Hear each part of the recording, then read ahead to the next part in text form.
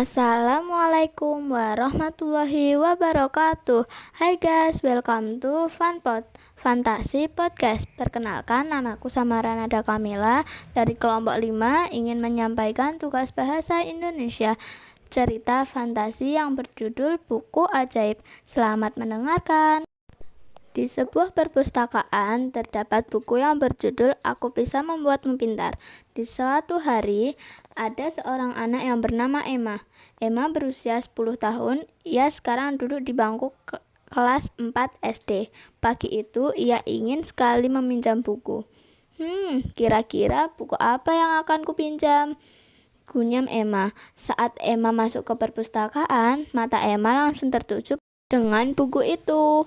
Lalu ia bergegas pulang. Setelah sampai di rumah, Emma langsung membaca buku itu hingga lupa waktu. Saat di sekolah, ia bercerita kepada teman-temannya. Kemarin, aku ke perpustakaan meminjam buku ini loh. Buku ini sangat seru. Setelah itu, teman-teman Emma membicarakan tentang ujian yang akan dilaksanakan besok. Mendengar itu, ia terkejut karena ia belum belajar. Keesokan harinya, ujian pun dimulai. Emma yang tadi malam hanya membaca buku sebentar yang membuat Emma lupa. Saat Emma kesulitan, tiba-tiba buku itu datang dan bilang, "Hai Emma, kulihat kamu sedang kesulitan dalam mengerjakan ya?" Emma terkejut, lalu menjawab, "Iya nih, aku tadi malam cuma belajar sebentar." Saat itu juga, buku itu membuka halaman yang kosong, dan tiba-tiba terdapat jawaban di dalam buku itu. Hari berikutnya pun, Emma tidak belajar. Emma hanya mengandalkan buku itu. Saat 2 hari selesai ujian, nilai pun dibagi. Saat nilai dibagi, teman-teman Emma bergembira karena mereka mendapatkan nilai yang sempurna. Tetapi berbeda dengan Emma. Dengan muka cemberutnya, ia ditanya oleh teman-temannya, kenapa ia cemberut.